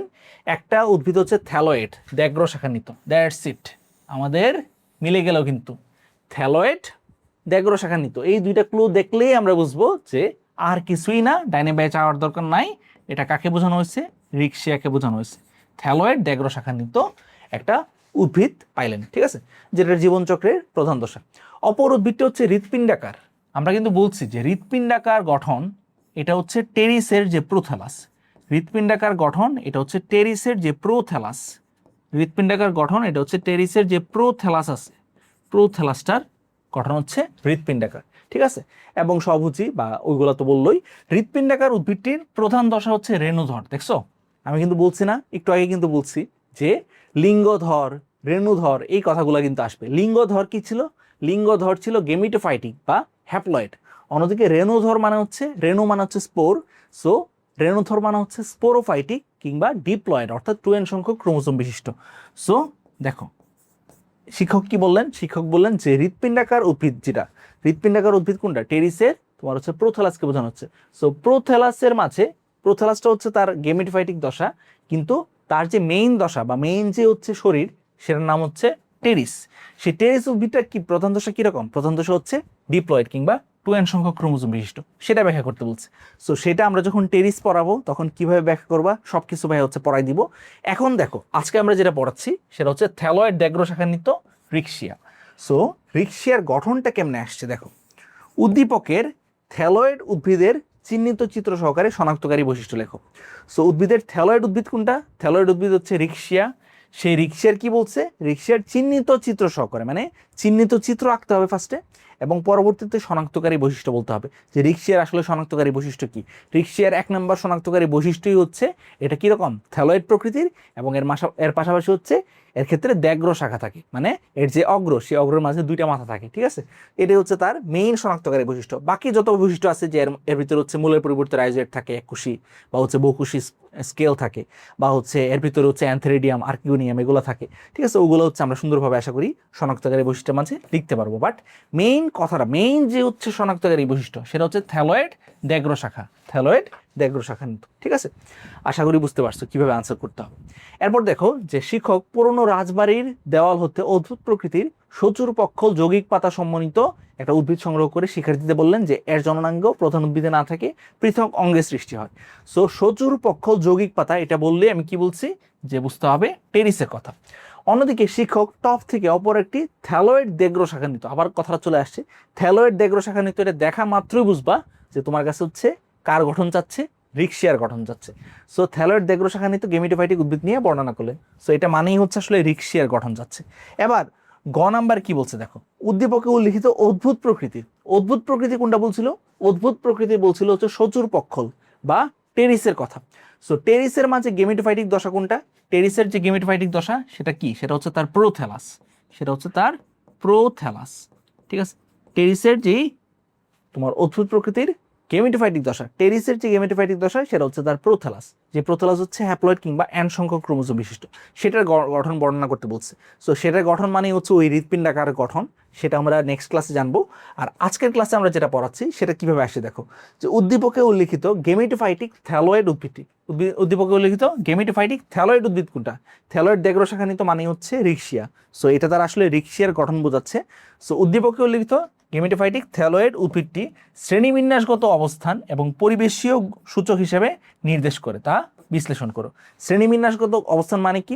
এটা যে আসলে ব্রায়োফিটার অন্তর্গত সেটা বোঝাইতে হবে এবং পরিবেশীয় সূচক হিসেবে নির্দেশ করে। আমরা দেখব যে এই যে আমরা রিক্সার কথা পড়তেছি, সেই রিক্সা কিন্তু পরিবেশ দূষণের সূচক হিসেবে কাজ করে। যে সকল পরিবেশে হচ্ছে দূষণের পরিমাণটা বেশি সে সকল পরিবেশে কিন্তু রিক্সা জন্মায় না। তার মানে রিক্সা যদি হচ্ছে জন্মায় কোথাও, তার মানে সেখানে পরিবেশ হচ্ছে ভালো আছে। সো এই জিনিসটাই হচ্ছে এখানে ব্যাখ্যা করতে বলছে। রিক্সার ফার্স্টে বলছে তোমার হচ্ছে শ্রেণীবিন্যাসগত অবস্থান এবং পরবর্তীতে বলতেছে পরিবেশীয় সূচক হিসেবে যে নির্দেশ করে সেটা ব্যাখ্যা করতে। সো এরকমভাবেই কিন্তু রিক্সা থেকে প্রশ্ন আসবে। রিক্সা থেকে যদি প্রশ্ন আসে সৃজনশীলে তাহলে কিন্তু এরকমভাবেই আসবে, ঠিক আছে। বা টেরিস থেকে যদি প্রশ্ন আসে এরকমভাবেই কিন্তু মিক্স করে আসবে। এবার আসো যে রিক্সিয়ার গঠনটা আমরা কেমনে আঁকবো। রিক্সিয়ার গঠন আমরা মনে রাখবো রিক্সিয়া জিনিসটা কিন্তু একটা, রিক্সা জিনিসটা কিন্তু একটা হয়, একটা হইতে পারে, সিঙ্গেলও থাকতে পারে, আবার এরকম একসাথে থ্যালাস আকারও থাকতে পারে। সো সিঙ্গেল গঠনটা আমরা কেমনে আঁকবো দেখাই। সিঙ্গেল গঠনটা আঁকার জন্য ইংরেজি বর্ণমালা ওয়াই এর কথা চিন্তা করবা। কিসের কথা চিন্তা করবা? ইংরেজি বর্ণমালা ওয়াই এর কথা চিন্তা করবা। সো ওয়াই এর কথা চিন্তা করলেই দেখো বাকি সব কিছু কিন্তু তোমার জন্য সহজ হয়ে যাবে, বাকি সব কিছু তোমার জন্য সহজ হয়ে যাবে। এরকম একটা অংশ আঁকবা, আঁকার পর এইখানে একটা অংশ আঁকবা এবং পরবর্তীতে এইখানে একটা অংশ আঁকবা, ঠিক আছে। এখানে একটা অংশ আঁকবা এবং এখানে 2 মাথাওয়ালা আরেকটা অংশ আঁকবা, ঠিক আছে। আচ্ছা, অংশগুলার মাথাগুলা যখন আঁকবা, মাথাগুলো আঁকার সময় একটু এরকম খাজের মতো অংশ দিতে হবে, খাজের মতো অংশ দিতে হবে, ঠিক আছে। খুবই সহজ একটা চিত্র, এই চিত্রের মাঝে সহজ আর কিছু হইতে পারে না। এটাই হচ্ছে আমাদের মানে রিক্সার যে বাহ্যিক গঠন, সেটা বাহ্যিক গঠন কিন্তু এটাই, ঠিক আছে। একটা রিক্সার বাহ্যিক গঠন সেটা কিন্তু এটাই, যেটার মাঝে আমরা প্রত্যেকটা মাথায় কি দেখতেছি? দ্যাগ্র শাখা দেখতেছি, দ্যাগ্র শাখা দেখতেছি। সো এগুলাকে টান দিয়ে লিখবা যে এটা হচ্ছে আসলে দ্যাগ্র শাখা, ঠিক আছে। এটা হচ্ছে দ্যাগ্র শাখা, দ্যাগ্র শাখান্বিত, ঠিক আছে, দ্যাগ্র শাখান্বিত। সো এই কথাটা লিখে দিলা, দ্যাগ্র শাখান্বিত। এবং এবং যে কাজটা করতে হবে তার রাইজয়েডগুলো দেখাইতে হবে, তার রাইজয়েডগুলা দেখাইতে হবে, ঠিক আছে। যদি রিক্সিয়ার বাহ্যিক গঠন বলে, বাহ্যিক গঠন বললে এই গঠনটা আঁকলে কিন্তু মোটামুটি হয়ে যায়, এই গঠনটা আঁকলে কিন্তু হয়ে যাবে। সো এটা টান দিয়ে বলবা রাইজোয়েড, টান দিয়ে কি বলবা রাইজোয়েড, ঠিক আছে। মূলের পরিবর্তে কি থাকে, রাইজোয়েড থাকে।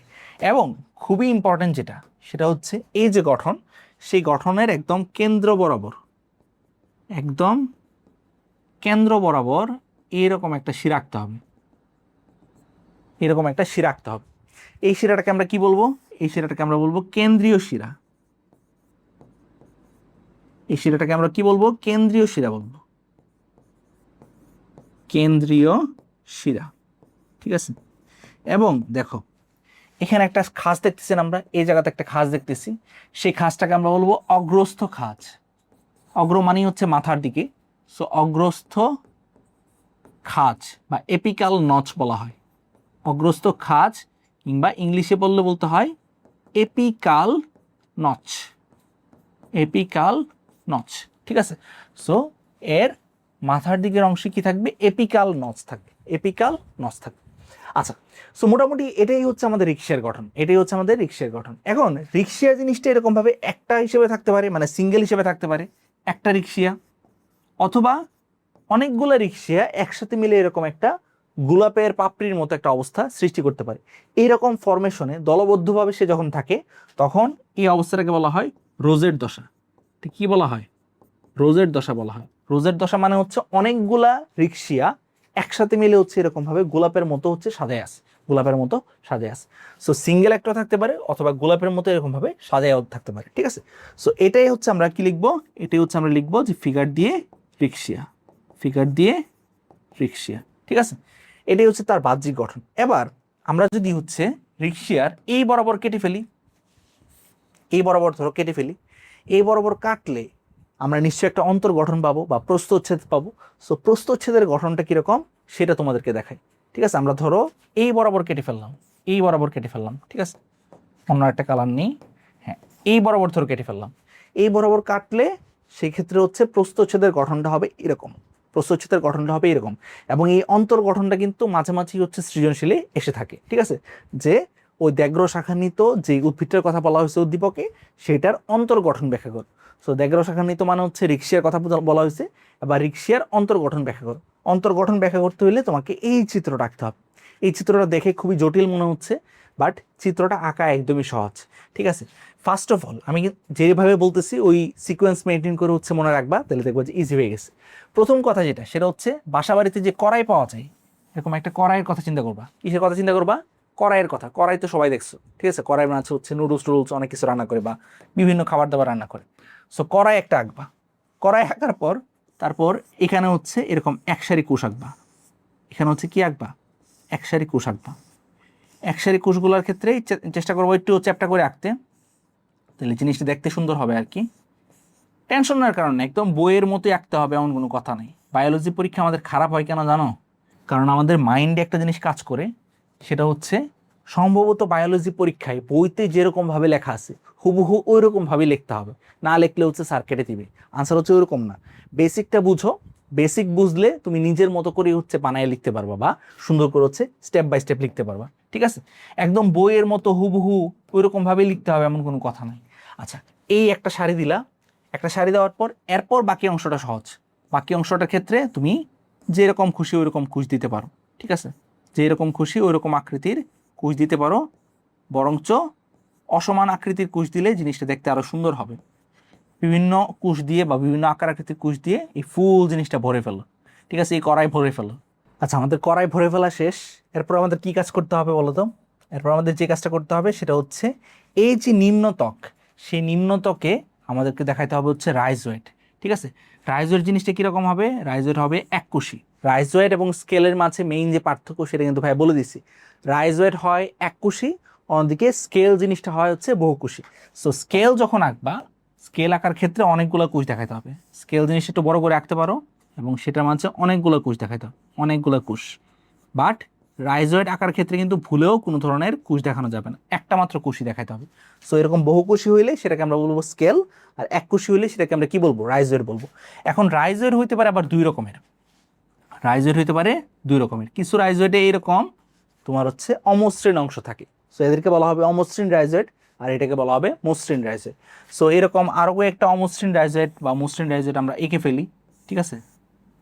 তাহলে ফুল জিনিসটা হচ্ছে দেখতে আরও সুন্দর হবে। ওকে, এরকম আরও কিছু হচ্ছে অমসৃণ মসৃণ রাইজোয়েট এঁকে দাও। তারপর তারপর তোমাকে যে কাজটা করতে হবে সেটা হচ্ছে অবশ্যই উপরের দিকে, এই যে উপরের দিকের যে স্তর, সেই স্তরের মাঝে কিছু স্তম্ভ আঁকতে হবে। কিছু কি আঁকতে হবে? স্তম্ভের মতো অংশ আঁকতে হবে। ওকে, সো স্তম্ভের মতো অংশগুলা আঁকার ক্ষেত্রে একটা নিয়ম আছে। সেই নিয়মটা কি? অবশ্যই খেয়াল করবা যে একটা আরেকটার মাঝ থেকে যাতে একটু দূরত্বে থাকে, একটা আরেকটার মাঝ থেকে যাতে একটু দূরত্বে থাকে, ঠিক আছে?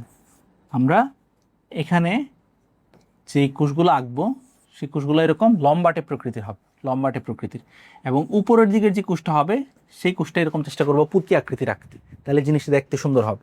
এবং যে নিয়মটা খেয়াল রাখতে বললাম যে অবশ্যই চেষ্টা করবা যে এরকম যে স্তম্ভগুলো তুমি আঁকবা সেই স্তম্ভগুলোর মাঝে একটু ফাঁকা জায়গা রাখতে, স্তম্ভগুলোর মাঝে কি রাখতে? ফাঁকা জায়গা রাখতে, ঠিক আছে? তাহলে জিনিসটা দেখতে হচ্ছে সুন্দর হবে। ওকে, আচ্ছা, তো তোমরা তো হচ্ছে আঁকবা, আমার জন্য জিনিসটা সহজ, আমি জাস্ট কপি করে হচ্ছে এখানে দিয়ে দিচ্ছি, তাহলে হচ্ছে আমাদের গঠনটা কিন্তু আঁকা হয়ে যাবে, ঠিক আছে? সহজ, একদম সহজ, মানে সহজ চিন্তা করলেই হচ্ছে সহজ। চিত্র অনেকে বলো যে পারি না, চিত্র একদম সুন্দর করে আঁকতে হবে এমন কোনো কথা নাই, ঠিক আছে? চিত্রের ক্ষেত্রে মেইন যে পার্ট আছে সেই পার্টগুলো বুঝা গেলেই হইল, ঠিক আছে? আঁকা কিন্তু হয়ে গেল। এবার আমাদের জাস্ট একটা জিনিস বাকি, সেই জিনিসটা কি? একটা ফ্লাস্কের মতো অংশ এখানে আঁকতে হবে। এখানে জাস্ট হচ্ছে একটা ফ্লাস্কের মতো অংশ আঁকতে হবে, ঠিক আছে? ফ্লাস্কের মতো অংশ একটা চিন্তা করবা, এরকম একটা ফ্লাস্কের মতো অংশ চিন্তা করবা। আচ্ছা, ফ্লাস্কের মতো অংশ চিন্তা করার ক্ষেত্রে এখানে হচ্ছে চারপাশে এরকম কিছু কুশ দিয়ে দিবা, ঠিক আছে? চারপাশে এরকম কিছু কুশ দিয়ে দিলা, আর এখান থেকে হচ্ছে একটা এরকম ছোট্ট ছোট্ট কুশের সারি নামাবা, ঠিক আছে? চিত্র আঁকার ক্ষেত্রে চিত্রগুলোও কিন্তু এরকমভাবে মানে মুখস্থের মতো করেই হচ্ছে চিন্তা করতে হয় বা মনে রাখতে হয়, তাইলে কি হচ্ছে পরীক্ষার হলে তুমি সুন্দরভাবে আঁকতে পারবা, না হয়তো কিন্তু প্যাচ লেগে যাবে। এইরকম একটা অংশ আঁকতে আঁকতে পারবো না, ঠিক আছে? এবং উপরের দিকে একটু মিলাই দিবা, দ্যাটস ইট, ঠিক আছে? আর একদম মাঝখানের দিকে একটা টিপ দিয়ে দিবা, এখানে একটা টিপের মতো অংশ দিয়ে দিবা, দ্যাটস ইট। আমাদের কিন্তু আঁকা হয়ে গেছে, ঠিক আছে? রিক্সার অন্তর্গঠন কিন্তু আঁকা হয়ে গেছে। আচ্ছা, রিক্সার অন্তর্গঠন আঁকার পর এবার আমাদের কাজ কি? এবার আমাদের কাজ হচ্ছে বিভিন্ন যে পার্ট আছে সেই পার্টগুলোকে হচ্ছে আমাদের লেভেলিং করতে হবে। উপরের দিকের এই যে অংশটা আছে, ঠিক আছে? আমি অন্য একটা কালার নেই। উপরের দিকের এই যে অংশটা আছে সেই অংশটাকে কি বলা হবে? সেই অংশটাকে বলা হবে আত্তীকরণ অঞ্চল, আত্তীকরণ অঞ্চল, ঠিক আছে? আত্তীকরণ অঞ্চল কেন? কারণ এখানে হচ্ছে সালোক সংশ্লেষণ হবে, প্রচুর পরিমাণে সালোক সংশ্লেষণ হবে। সো প্রত্যেকটা কোষের মাঝে উপরের যে কোষটা, একটা নিয়ম আছে, ভালো করে খেয়াল করবা যে একদম উপরের যে কোষটা আছে সেই কোষটার মাঝে কিছু দেওয়া যাবে না, সেই কোষটার মাঝে কিছু দেওয়া যাবে না। এটা নিচের দিকের যে কোষ, সেই নিচের দিকের কোষগুলোর মাঝে এরকম ডট ডট দিয়ে দিবা। ডট ডট মানে কি? ডট ডট মানে হচ্ছে ক্লোরোপ্লাস্ট, ডট ডট মানে হচ্ছে ক্লোরোপ্লাস্ট। সো নিচের দিকের কোষগুলো হবে হচ্ছে ক্লোরোপ্লাস্ট সমন্বিত, আর একদম উপরের যে কোষগুলা সেই কোষগুলোতে কোনো ধরনের হচ্ছে ক্লোরোপ্লাস্ট থাকবে না, এগুলো ক্লোরোপ্লাস্ট বিহীন হবে। এই যে কোষগুলো আছে সেই কোষগুলো ক্লোরোপ্লাস্ট বিহীন হবে। নিচের দিকের যে কোষগুলো আছে সেই কোষগুলোতে ক্লোরোপ্লাস্ট থাকবে। সো যেহেতু এদের মাঝে ক্লোরোপ্লাস্ট আছে, ক্লোরোপ্লাস্ট থাকা মানে কি? ক্লোরোপ্লাস্ট থাকা মানে হচ্ছে এগুলোর ভিতরে প্রচুর পরিমাণ হচ্ছে সালোক সংশ্লেষণ হইতে পারবে। সালোক সংশ্লেষণ হওয়ার জন্য ভাইয়া কয়েকটা জিনিস দরকার। একটা হচ্ছে ক্লোরোফিল, 2 নাম্বার হচ্ছে সূর্যালোক, এবং 3 নাম্বার হচ্ছে কি? Carbon dioxide. সো এই কোষগুলো কিভাবে কার্বন ডাইঅক্সাইড পাবে আশা করি বুঝতে পারতেছো। এই যে মাঝখানে যে ফাঁকা জায়গা আছে সেই ফাঁকা জায়গাগুলোকে কি বলা হয়? ফাঁকা জায়গাগুলোকে বলা হয় বায়ু প্রকোষ্ঠ। ফাঁকা জায়গাগুলোকে বলা হবে বায়ু প্রকোষ্ঠ। এবং এই বায়ু প্রকোষ্ঠ দিয়েই পরিবেশ থেকে কার্বন ডাইঅক্সাইড ইজিলি হচ্ছে এই কোষগুলোতে প্রবেশ করতে পারবে, ইজিলি এই কোষগুলোতে প্রবেশ করতে পারবে, ঠিক আছে? আমি অন্য একটা সারিতে দেখাই, তাহলে জিনিসটা ইজি হবে। ইজিলি এই কোষটার ভিতরে প্রবেশ করতে পারবে, কার্বন ডাইঅক্সাইড ইজিলি এই কোষটার ভিতরে প্রবেশ করতে পারবে। বুঝা গেছে? আশা করি হচ্ছে বুঝতে পারছো। সো এই জন্য এই কোষগুলোর ভিতরে প্রচুর পরিমাণে কি তৈরি হবে? শর্করা তৈরি হবে, শর্করা বা শ্বেতসার তৈরি হবে। শ্বেতসার তৈরি হইলে এই জন্য এদেরকে বলা হবে হচ্ছে আত্তীকরণ অঞ্চল। এই অঞ্চলে প্রচুর পরিমাণে সালোক সংশ্লেষণ হবে। অন্যদিকে সালোক সংশ্লেষণের ফলে যে শ্বেতসার তৈরি হচ্ছে সেই শ্বেতসার তো জমা রাখতে হবে। জমা কোথায় থাকবে? জমা থাকবে হচ্ছে এই প্যারেনকাইমার কোষগুলো দিয়ে, জমা থাকবে এই প্যারেনকাইমার কোষগুলোতে। সো এই প্যারেনকাইমার অঞ্চলে যেহেতু খাবার জমা থাকে বা সঞ্চয় থাকে, এই জন্য এই অঞ্চলটাকে বলা হবে সঞ্চয়ী অঞ্চল। এই অঞ্চলটাকে কি বলা হবে? সঞ্চয়ী অঞ্চল বলা হবে। সঞ্চয়ী অঞ্চল বলা হবে। বোঝা গেছে কিনা দেখো, নিচের দিকের এই অঞ্চলটাকে বলা হবে সঞ্চয়ী অঞ্চল, আর উপরের দিকের এই অঞ্চলটাকে বলা হবে আত্তীকরণ অঞ্চল। এবং যেই অঞ্চলটা আমরা দেখাইলাম যে এই রাইজোয়েড স্কেল এগুলো আছে, সেই অঞ্চলটাকে আমরা বলবো নিম্নত্বক। সেটাকে আমরা কি বলবো? নিম্নত্বক বলবো। আচ্ছা, আর উপরের দিকের যে কোষগুলোতে হচ্ছে ক্লোরোপ্লাস্ট নাই, ক্লোরোপ্লাস্ট নাই যে কোষগুলোতে, এগুলাকে বলা হবে ঊর্ধ্বত্বক। এগুলাকে কি বলা হবে? ঊর্ধ্বত্বক বলা হবে। বোঝা গেল? আশা করি হচ্ছে বুঝতে পারছো। আর এই বিশাল বড় বড় লম্বা লম্বা যে সূত্র, ঠিক আছে, বা লম্বা লম্বা যে স্তম্ভগুলো আছে, সেগুলাকে কি বলা হবে? এই স্তম্ভগুলাকে বলা হবে, এক একটা যে স্তম্ভ, সেই স্তম্ভগুলাকে বলা হবে আত্তীকরণ সূত্র, কারণ এরা আত্তীকরণ অঞ্চলে অবস্থিত, এই জন্য এটাকে বলা হবে আত্তীকরণ সূত্র। ঠিক আছে, কয়েকবার প্র্যাকটিস করতে হবে, আমি তোমাকে বুঝাই দিব, ঠিক আছে, বাট কয়েকবার প্র্যাকটিস যদি না করো তাহলে কিন্তু সমস্যা। আচ্ছা, আর এটা ফ্লাস্কের মতো একটা অংশ, দেখি আমরা কি বুঝতেছি। ফ্লাস্কের মতো অংশ মানে হচ্ছে এটা আসলে আর্কিগোনিয়াম। এটা হচ্ছে কি? স্ত্রী প্রজননাঙ্গ বা আর্কিগোনিয়াম। ঠিক আছে, আর্কিগোনিয়াম। আমরা যে রিক্সাটা আঁকছি সেটা আসলে স্ত্রী রিক্সিয়া বা মেয়ে রিক্সিয়া। পুরুষ রিক্সিয়াতে কি থাকবে? পুরুষ রিক্সিয়াতে থাকবে হচ্ছে অ্যানথেরিডিয়াম। আশা করি বুঝতে পারছো। সো আর্কিগোনিয়াম, এটা আর্কিগোনিয়ামের মাঝে এই যে লাল কালার যে ডটটা আমরা আঁকলাম, সেটা হচ্ছে কি? সেটা হচ্ছে ডিম্বাণু। সেটা হচ্ছে ডিম্বাণু। ঠিক আছে, আর পাশাপাশি আমাদের এখানে যে জিনিসটা দেখাইতে হবে যে এটা হচ্ছে আসলে আমাদের রাইজোয়েট, এটা হচ্ছে রাইজোয়েট। ঠিক আছে, এবং এটা হচ্ছে কি? এটা হচ্ছে স্কেল। এটা হচ্ছে স্কেল। সুন্দরভাবে আমাদের কিন্তু চিত্রটা আঁকা ডান। এবার নিচে ইচ্ছা করলে কি দিতে পারো? নিচে ইচ্ছা করলে এরকমভাবে লিখে দিতে পারো, চিত্র অথবা ফিগার লিখে, যে রিক্সিয়া এর অন্তর্গঠন, অন্তর্গঠন অথবা থ্যালাসের প্রস্থচ্ছেদের অন্তর্গঠন। ঠিক আছে, একটা লিখলি হইলো রিক্সিয়ার অন্তর্গঠন, অথবা যদি মানে পরীক্ষার প্রশ্নে, সৃজনশীলের প্রশ্নে যদি বলে যে উক্ত উদ্ভিদটার হচ্ছে থ্যালাসের প্রস্থচ্ছেদের অন্তর্গঠন আঁকো, সো সেক্ষেত্রে এখানে লিখবা যে রিক্সিয়ার থ্যালাসের প্রস্থচ্ছেদের অন্তর্গঠন, তাহলেই হোক। ঠিক আছে, আশা করি ফুল জিনিসটা বুঝতে পারছো যে কেমনে চিত্র আঁকতে হবে, কেমনে হচ্ছে কি আঁকতে হবে। এবার আসো অন্তর্গঠনের মাঝে কি কি আছে আমরা একটু ব্যাখ্যা করার চেষ্টা করি, অন্তর্গঠনটা ব্যাখ্যা করার চেষ্টা করি। অন্তর্গঠনের মাঝে আমরা মনে রাখবো যে তিনটার মতো অঞ্চল আছে। কয়টার মতো অঞ্চল? তিনটার মতো অঞ্চল। সর্বপ্রথম উপরের দিকের যে অঞ্চলটা আছে, সেই অঞ্চলের মাঝে প্রচুর পরিমাণে সালোক সংশ্লেষণ হয়, যে কারণে এই অঞ্চলটাকে বলা হয় আত্তীকরণ অঞ্চল। সেই আত্তীকরণ অঞ্চলে যে সালোক সংশ্লেষণের ফলে যে শ্বেতসার বা শর্করা তৈরি হইলো, সেই শর্করাগুলো জমা থাকে নিচের অঞ্চলে, যে কারণে নিচের দিকের যে অঞ্চলটা সেটাকে বলা হয় সঞ্চয়ী অঞ্চল, কারণ তারা খাবার সঞ্চয় করে রাখে বা জমা করে রাখে।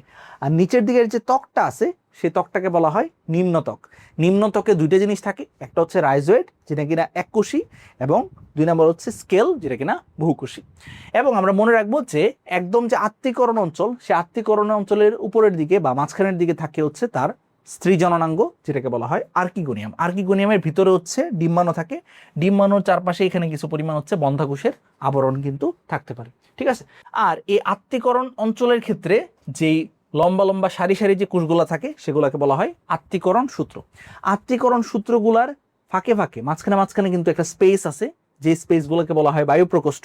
এবং যেহেতু এখানে স্পেস থাকে, কাজেই এই ফুল জিনিসটাকে, এই অঞ্চলটাকে আমরা কিন্তু বলতে পারবো যে তোমার হচ্ছে নিরবিচ্ছিন্ন নয়। ঠিক আছে, এটা কিন্তু বিচ্ছিন্ন একটা অঞ্চল। এই অঞ্চল থেকে এটা আলাদা, এটা থেকে এটা আলাদা, এটা থেকে এটা আলাদা।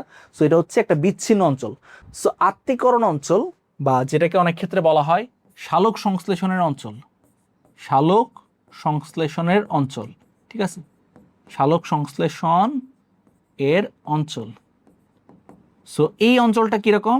এই অঞ্চলটা হচ্ছে তোমার মনে রাখবা যে অসম্পূর্ণ, অসম্পূর্ণ, কারণ এর ভিতরে ভিতরে বায়ু প্রকোষ্ঠ আছে। সো এটা হচ্ছে অসম্পূর্ণ প্রকৃতির। অন্যদিকে সঞ্চয়ী অঞ্চল, এটা একদম নিরবিচ্ছিন্ন এবং কোষগুলোর মাঝে কোনো ধরনের ফাঁকা স্থান নাই, যে কারণে এটাকে বলা হবে সম্পূর্ণ। ঠিক আছে, সো এই বায়ু প্রকোষ্ঠ দিয়ে পরিবেশ থেকে কার্বন ডাইঅক্সাইড এই প্রত্যেকটা কোষে প্রবেশ করে, এবং কোষগুলোর ভিতরে যেহেতু ক্লোরোপ্লাস্ট থাকে, কাজে এই কোষগুলোতে প্রচুর পরিমাণে শ্বেতসার বা শর্করা তৈরি হয়। সেই শ্বেতসার বা শর্করা এখান থেকে পরিবহিত হয়ে এই সঞ্চয়ী অঞ্চলে গিয়ে হচ্ছে জমা থাকে, ঠিক আছে। এইরকম ভাবেই হচ্ছে অন্তর্গঠনটা কাজ করে। সো অন্তর্গঠনে আবারও যেটা বললাম যে তিনটার মতো অঞ্চল থাকে। উপরের দিকে থাকে হচ্ছে আত্তীকরণ অঞ্চল, যেখানে সালোক সংশ্লেষণ হয়। মাঝখানে থাকে হচ্ছে সঞ্চয়ী অঞ্চল, সালোক সংশ্লেষণের ফলে যেই শর্করা তৈরি হলো সে শর্করা এখানে জমা থাকে। এবং নিচের দিকে থাকে হচ্ছে রাইজোয়েড, যেটা মূলের পরিবর্তে থাকে, অথবা বহুকোষী স্কেল, ঠিক আছে। এই রাইজোয়েড এবং স্কেল দিয়ে এই রিক্সিয়া যেটা আছে সেটা হচ্ছে মাটি বা কোনো একটা অবলম্বনের সাথে আটকে থাকে, এবং মাটির থেকে প্রয়োজন পড়লে হচ্ছে পানি বা খনিজ লবণ হচ্ছে সে শোষণ করতে পারে, ঠিক আছে। আশা করি ফুল জিনিসটা বুঝতে পারছো, এবং মেইন বই যখন পড়বা তখন দেখবো যে একদম ইজি হয়ে গেছে, একদম ইজি হয়ে গেছে। আমি এতক্ষণ যা পড়াইলাম সেগুলো কিন্তু এখানে উল্লেখ করা আছে। এবার আসো রিক্সিয়া কিভাবে জনন করে। জনন অংশটা ভালো করে পড়তে পারলেই আমাদের কিন্তু রিক্সিয়া টপিকটা শেষ হয়ে যাবে, ঠিক আছে। সো রিক্সিয়া জনন করতে পারে দুই উপায়ে। কয় উপায়ে? আমাদের বই অনুযায়ী দুই উপায়। একটা হচ্ছে অঙ্গজ জনন। অঙ্গজ জনন মানে কি? অঙ্গজ জনন মানে হচ্ছে দেহের কোনো একটা অঙ্গ আলাদা হয়ে যাবে, সেই অঙ্গ থেকে হচ্ছে নতুন একটা রিক্সিয়ার জন্ম হবে, ঠিক আছে। যেমন দেখা যায় যে রিক্সিয়ার এই যে থ্যালাস, রিক্সিয়ার এই যে থ্যালাস, সেই থ্যালাসের জায়গায় জায়গায়, ঠিক রিক্সিয়ার এই থ্যালাসের জায়গায় জায়গায় এরকম কাপের মতো কিছু অংশ পাওয়া যায়। কাপের মতো কিছু অংশের সৃষ্টি হয়, কাপের মতো কিছু অংশের সৃষ্টি হয়। যেই কাপের মতো অংশগুলোকে বলা হয় গিমি কাপ। যেই কাপের মতো অংশগুলোকে কি বলা হয়? Gimme cup. সো এই গিমি কাপ দিয়ে সে হচ্ছে কি করতে পারে? অঙ্গজ জনন করতে পারে। অথবা অথবা মাঝে মাঝে দেখা যায় যে এখানে টিউবারের মতো কিছু অংশের সৃষ্টি হচ্ছে। কিসের মতো অংশের সৃষ্টি হচ্ছে? দেখো, টিউবারের মতো কিছু অংশ বা উপবৃদ্ধির হচ্ছে সৃষ্টি হয়, সেটা আলাদা হয়ে গিয়ে হচ্ছে নতুন আরেকটা রিক্সিয়ার কিন্তু জন্ম হতে পারে। অথবা এই যে আমাদের রিক্সিয়ার অগ্রস্থ যে খাঁজ বা এপিক্যাল নচ যেটা আছে, ঠিক আছে, দেগ্র শাখা যেটা আছে, সেটা আলাদা হয়ে গিয়েও কিন্তু নতুন একটা রিক্সিয়ার জন্ম হতে পারে। এরপর আসে তার যৌন জনন। যৌন জনন মানেই হচ্ছে এক্ষেত্রে শুক্রাণু ডিম্বাণুর মিলন দরকার। সো শুক্রাণু কোথায় সৃষ্টি হবে? পুংজননাঙ্গে। পুংজননাঙ্গটার নাম কি? অ্যান্থেরিডিয়াম। অন্যদিকে স্ত্রী জননাঙ্গ অর্থাৎ আর্কিগোনিয়ামে কি সৃষ্টি হবে? ডিম্বাণু সৃষ্টি হবে। আর্কিগোনিয়াম, অ্যান্থেরিডিয়াম এগুলাই কিন্তু আমরা রাখছি। এই যে দেখো চিত্রের মাঝে এটা কি? এটা হচ্ছে আর্কিগোনিয়াম। আর্কিগোনিয়াম কিন্তু আমরা রাখছিলাম। সে আর্কিগোনিয়ামের ভিতরে এই যে লাল কালারের যে অংশটা সেটা হচ্ছে ডিম্বাণু। সো ডিম্বাণু কিরকম হয়? ডিম্বাণু হয় নিশ্চল। অন্যদিকে শুক্রাণু জিনিসটা হয় সচল। শুক্রাণু কয় ফ্লাজেলা বিশিষ্ট হয়? শুক্রাণু হয় হচ্ছে 2 ফ্লাজেলা বিশিষ্ট।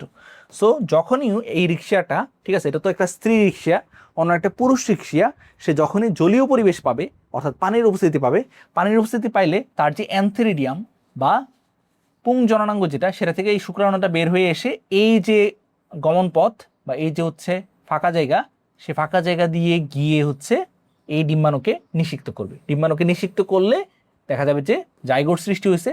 জাইগোট থেকে পরবর্তীতে হচ্ছে স্পোর মাতৃকোষ এটা সৃষ্টি হয়। স্পোর মাতৃকোষে মায়োসিস হয়, মায়োসিস হয়ে স্পোর সৃষ্টি হয়। এর মাধ্যমে হচ্ছে তার যৌন জননটা সম্পন্ন হয়। সেই স্পোর যখনই গিয়ে অঙ্কুরিত হয়, অঙ্কুরিত হলে নতুন আরেকটা রিক্সার কিন্তু জন্ম হয়েছে। এইভাবেই হচ্ছে মেইনলি তার যৌন জননটা সম্পন্ন হয়। সো এই ক্ষেত্রে আমরা কি দেখতেছি? এই ক্ষেত্রে আমরা দেখতেছি যে শুক্রাণু সেই জিনিসটা সচল, শুক্রাণু চলাচল করতে পারে। অন্যদিকে ডিম্বাণু সেই জিনিসটা হচ্ছে নিশ্চল। কাজেই এখান থেকে ভালো করে যে জিনিসটা মনে রাখবা যে রিক্সিয়ার যৌন জনন এটা কি প্রকৃতির? রিক্সিয়ার যৌন জনন এটা হচ্ছে ও গেমাস প্রকৃতির। এটা হচ্ছে কিরকম? ও গেমাস প্রকৃতির, অর্থাৎ উন্নত প্রকৃতির। উন্নত প্রকৃতির। আমরা কিন্তু দেখছিলাম যে শৈবাল ছত্রাকের যে যৌন জনন সেটা হচ্ছে আইসোগেমাস, অ্যানাইসোগেমাস প্রকৃতির, অর্থাৎ অনুন্নত প্রকৃতির যৌন জনন। অন্যদিকে ব্রায়োফাইটের যে যৌন জনন সেটা কিন্তু উন্নত প্রকৃতির, যার নাম হচ্ছে কি? ওগেমাস প্রকৃতির যৌন জনন। ওগেমাস প্রকৃতির যৌন জননে কি হয়? শুক্রাণু সেটা সচল থাকে, ডিম্বাণু সেটা নিশ্চল থাকে। শুক্রাণু গিয়ে হচ্ছে ডিম্বাণুকে নিশ্চিক্ত করে, ঠিক আছে। এটাকে বলা হয় হচ্ছে ওগেমাস প্রকৃতির যৌন জনন। সো যৌন জননের প্রসেসটা আমি আবারও বলে দিচ্ছি। অ্যান্থেরিডিয়াম থেকে ফার্স্টে সৃষ্টি হবে হচ্ছে 2 ফ্লাজেলা বিশিষ্ট শুক্রাণু। আর্কিগোনিয়াম থেকে সৃষ্টি হবে নিশ্চল ডিম্বাণু। 2 ফ্লাজেলা বিশিষ্ট শুক্রাণু গিয়ে নিশ্চল ডিম্বাণুকে নিষিক্ত করবে। নিষিক্ত করলে সেখান থেকে সৃষ্টি হবে 2n সংখ্যক ক্রোমোজোম বিশিষ্ট জাইগোট। সেই জাইগোট থেকে সৃষ্টি হবে স্পোর মাতৃকোষের, যে স্পোর মাতৃকোষ 2n সংখ্যক ক্রোমোজোম বিশিষ্ট। সেই স্পোর মাতৃকোষে হবে মায়োসিস। মায়োসিস কোষ বিভাজন হলে সেখান থেকে তৈরি হবে স্পোরের, যে স্পোরগুলা যেহেতু মায়োসিস হয়ে গেছে কাজেই ক্রোমোজোম সংখ্যা হ্রাস পেয়ে 2n থেকে n হয়ে যাবে। সেই স্পোরগুলা প্রত্যেকটাই হচ্ছে যেহেতু আকার আকৃতিতে সমান হয় কাজে এগুলোকে বলা হয় হোমোস্পোরাস। এবং সেই স্পোরগুলা কখনো না কখনো কোনো একটা অবলম্বনের সাথে আটকে গিয়ে অঙ্কুরিত হয়, অঙ্কুরিত হয়ে নতুন একটা রিক্সিয়ার জন্ম করে, ঠিক আছে, বা সৃষ্টি করে। আশা করি ফুল জিনিসটা বুঝতে পারছো। সো রিক্সিয়ার কিন্তু যৌন জননটাও আমাদের কমপ্লিট। এবার আসো রিক্সিয়ার গুরুত্বটা কি। রিক্সিয়া জিনিসটা হচ্ছে মাটিতে জৈব পদার্থ সংযোজনে কিছু ভূমিকা পালন করে। রিক্সিয়া জিনিসটা মাটির মাঝে যে জৈব পদার্থগুলো আছে সেগুলো সংযোজনে বা একত্রিত করতে অনেক ক্ষেত্রে হচ্ছে ভূমিকা পালন করে, বা নিজেও কিছু ক্ষেত্রে অনেক ক্ষেত্রে বিভিন্ন জৈব পদার্থ মাটিতে হচ্ছে দিয়ে থাকে। এবং সে খুবই গুরুত্বপূর্ণ, যেটা মনে রাখবা, যে পরিবেশ দূষণের সূচক হিসেবে কাজ করে। যেই পরিবেশে রিক্সিয়া জন্মায় বুঝতে হবে যে সেই পরিবেশে দূষণের পরিমাণটা কম। যেই পরিবেশে রিক্সা জন্মাইতে পারে না, তার মানে বোঝা গেল যে সেই পরিবেশে অনেক বেশি দূষণ আছে বা পরিবেশ দূষণ অনেক বেশি। সো রিক্সা কোথাও যদি জন্মায় তাহলে আমরা বুঝি যে সেখানে হচ্ছে পরিবেশ দূষণের হার কম। অন্যদিকে রিক্সা কোথাও যদি জন্মাইতে না পারে, তার মানে বোঝা গেল যে সেখানে পরিবেশ দূষণের হার অনেক বেশি। কাজেই সে হচ্ছে কি হিসেবে কাজ করে, পরিবেশ দূষণের সূচক হিসেবে কাজ করে। সো মোটামুটি এই ছিল আমাদের আজকের ক্লাস। আশা করি আজকের ক্লাসটা একদম সহজে বুঝতে পারছো। এরকম ভাবেই এইচএসসি বায়োলজির A to Z, biology first paper এবং সেকেন্ড পেপারের যা কিছু আছে সব কিছু যদি আমার কাছে পড়তে চাও, তাহলে এই ভিডিওর ফার্স্ট কমেন্টে চেক করো, সেখানে আমাদের এইচএসসি বায়োলজি কোর্সের ডিটেলস দেওয়া আছে, সেখান থেকে দ্রুত ভর্তি হয়ে যাও। এরকমভাবে আশা করি মজার সাথে সহজ করে যখন তুমি একদম বেসিক থেকে বুঝবা সব কিছু, তখন ইজিলি হচ্ছে পরীক্ষার খাতায় সুন্দরভাবে হচ্ছে চিত্র সহকারে বা চিত্র এঁকে রেখে সুন্দরভাবে পয়েন্ট আকারে হচ্ছে ব্যাখ্যা করতে পারবা, তোমার জন্য কোনো সমস্যাই হবে না। সো দ্রুত হচ্ছে আমাদের এইচএসসি বায়োলজি কোর্সে যারা এখনও ভর্তি হও না, ভর্তি হয়ে যাও। তোমাদের সাথে দেখা হবে কোর্সের ক্লাসে। আর নেক্সট ক্লাসে ভাইয়া হচ্ছে টেরিডোফাইটের যে অংশটা আছে সেই অংশটা পড়াবো। সেই পর্যন্ত সবাই ভালো থাকো, ভাইয়ের জন্য অবশ্যই দোয়া করবা। আসসালামু আলাইকুম।